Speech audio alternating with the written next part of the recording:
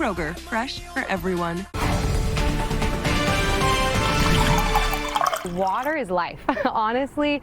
Hundreds of feet underground. And it's very important. Tonight we're investigating areas where it's easier for toxic chemicals to leach into that ground and contaminate our precious water supply.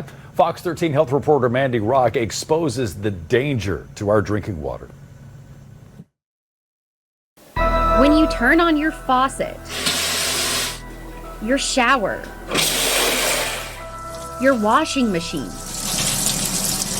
we all expect that water to be clean. Hundreds of feet underground is the Memphis Sand Aquifer, a mixture of water and sand. That sand helps filter our water. And here is the confining layer. It's made of clay. It protects our aquifer from contaminants. But there are holes in that confining layer called breaches, areas where our aquifer is less protected. So when you drill through it, if all you hit is a sand or conductive material and never the clay, that's a breach. Brian Waldron is head of the Caesar program at University of Memphis. His mission, find the breaches. Scientists have confirmed at least 5 breaches in Shelby County and are investigating several others. The fact is that if a contaminant can get through a breach, then it's in the Memphis aquifer, and unfortunately we don't know about it until it hits an actual production well. A production well pumps water from the aquifer to deliver to our homes. That water is tested frequently to make sure it's safe. It can take a long time, decades, for chemicals from the surface to filter down hundreds of feet to the aquifer. If we can identify where these breaches are and then look at the land use practices, both now and in the past, we can get an idea of what could be coming before it actually hits. The Memphis advocacy group Protect Our Aquifer works to protect our natural resource. Sarah Houston is the executive director. Pollution is slow moving, but as you know, pollution was just dumped or buried underground. When we overlay Memphis's toxic sites on top of the known aquifer breaches, you can see the areas of most concern. At the TVA plant in southwest Memphis, tons of coal ash filled with arsenic, mercury, and cadmium. The old defense depot where chemical weapons like mustard gas were buried, and where pesticides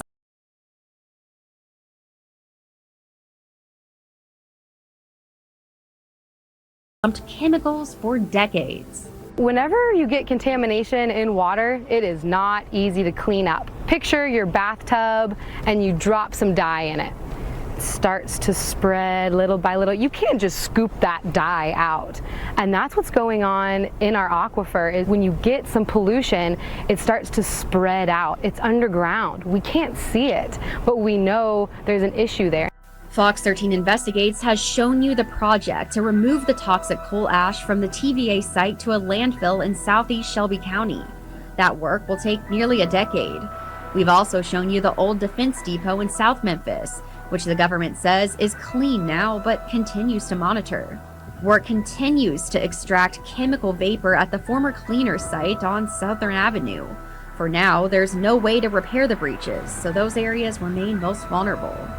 We can't take it for granted anymore. We can't, expect that it's going to come out of our tap perfectly clean forever unless we get involved and do something and demand that.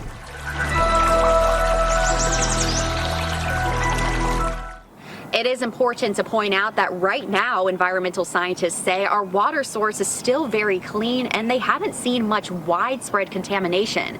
They're working to find and treat the contamination before it hits our aquifer. Advocates I spoke with said there are some things you can do to prevent groundwater pollution. That includes not dumping chemicals down the drain or on the ground, and keeping lids on waste bins to prevent any rainwater from washing materials out of them. In Memphis, Mandy Rock, Fox 13 News.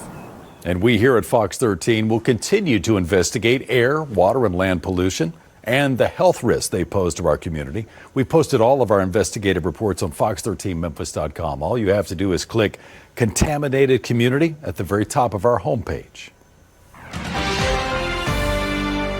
Well, we've got an up and down next about 36 hours. Temperature is going to be rising into tomorrow and then dropping right back down. And along with that comes a chance